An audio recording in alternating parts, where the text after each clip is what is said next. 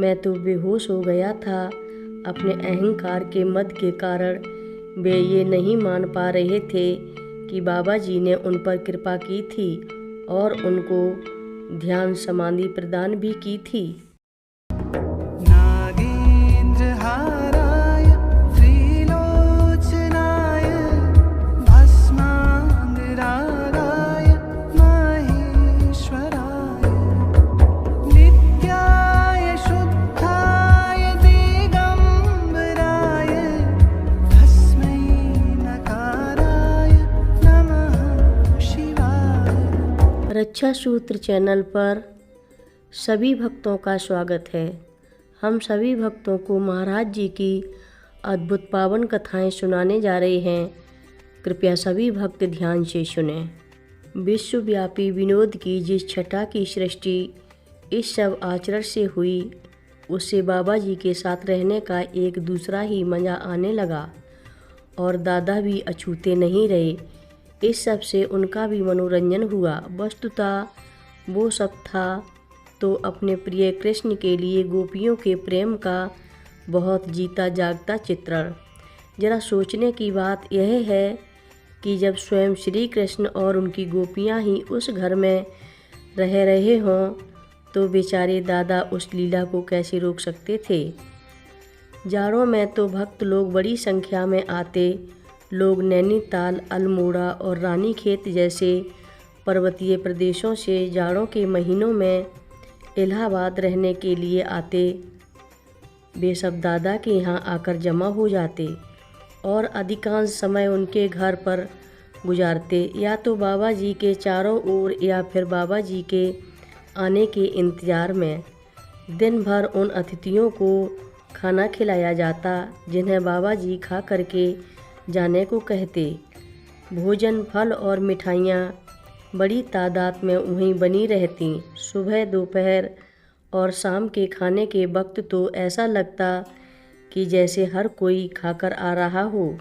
इस खाने को प्रसाद की संज्ञा दी जाती, क्योंकि लोगों को दिए जाने से पहले भगवान को अर्पित किया जा चुका था और इस कारण वह पवित्र हो गया था।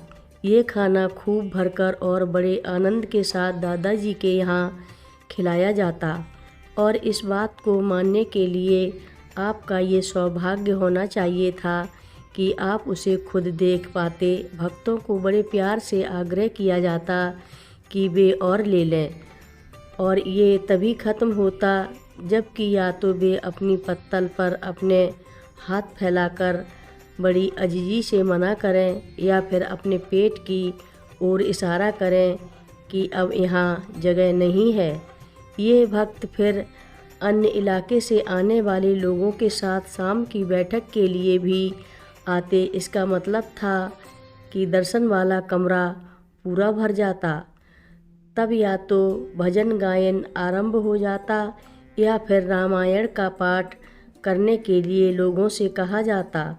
कुछ भक्त ऐसे थे जो कि गहरी ध्यानावस्था में चले जाते थे, और ये अवस्था तुम्हारे गुरु की देन होती है, क्योंकि वो ही तुमको इस गहरी ध्यानावस्था से बाहर निकाल कर फिर से सामान्य चेतन अवस्था में ला सकते थे। डॉक्टर सिन्हा इलाहाबाद विश्वविद्यालय में पढ़ते थे और वे हठ योगी थे। शायद उन्हें अपनी साधना पर गर्व भी था। वे अच्छे खासे बलिष्ठ व्यक्ति थे। बाबा जी को देखने आया करते थे और इसके साथ ही बाबा जी की आध्यात्मिक अवस्था के ऊपर टिप्पणी भी करते थे।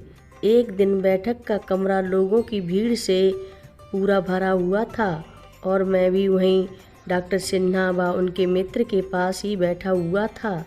मैंने उन्हें अपने मित्र से यह कहते हुए अच्छी तरह से सुना कि बाबा जी हठ योगी हैं और उनकी सारी सिद्धियां हठ योग के कारण उनके पास आई हैं।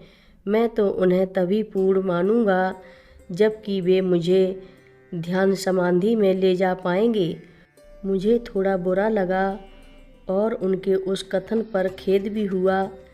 बस डॉक्टर सिन्हा के मुंह से ये निकलना ही था कि उनकी आंखें धीरे धीरे बंद होने लगीं और वे जिस सहज आसन में बैठे हुए थे उसी में बिल्कुल निश्चल हो गए। सामान्य आलती पालती मार कर बैठने को ही सहज आसन कहते हैं।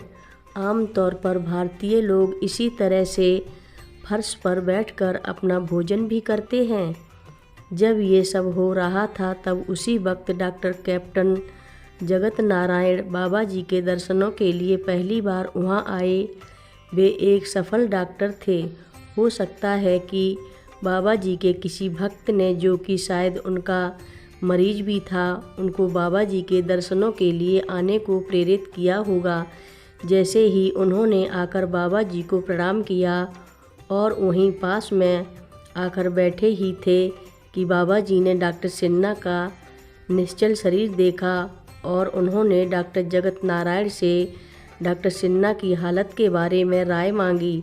डॉक्टर नारायण ने जल्दी से नब्ज पकड़ी और गर्दन की नसें टटोलीं और बाबा जी से कहा कि या तो डॉक्टर सिन्हा बेहोश हो गए हैं या इन्हें मिर्गी का दौरा पड़ा है।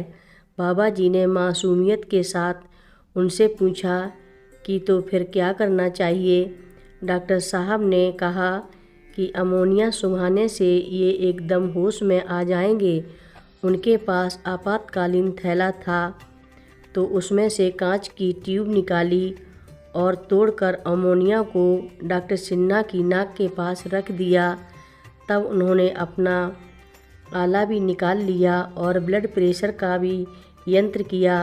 डॉक्टर सिन्हा को उन्होंने वहीं लिटा दिया और मरीज की हालत के बारे में कहा कि भगवान ही जाने कि इन्हें क्या हुआ है। वे खुद ही अपने दवा खाने से दवा लाने के लिए भी तैयार हो गए। तब डॉक्टर जगत नारायण अपनी गाड़ी चलाकर गए और अविश्वास में भरकर अपना सिर हिलाते हुए कहते जा रहे थे कि अमोनिया ने काम क्यों नहीं किया। मैं उनके साथ था, दवा लेकर जल्दी लौटा। बाबा जी ने तब डॉक्टर सिन्हा के माथे को छुआ और वे अर्ध मूर्छा अवस्था में से निकले और कुछ बहकी सी अवस्था के साथ बोले कि अरे मैं तो बेहोश हो गया था। अपने अहंकार के मद के कारण वे ये नहीं मान पा रहे थे कि बाबा जी ने उन पर कृपा की थी और उनको ध्यान समाधि प्रदान भी की थी। कथा लंबी है, आगे की कथा सभी भक्तों को अगले भाग में सुनाएंगे। हर रोज़ महाराज जी की कथाएं सुनने के लिए रक्षा सूत्र चैनल को अवश्य सब्सक्राइब करें, शेयर करें और लाइक करें। घंटी बजाना ना भूलें। कमेंट बॉक्स में लिख भेजें जय नीव करोरी बाबा जी महाराज। बोलो नीव करोरी बाबा जी महाराज की जय बोलो।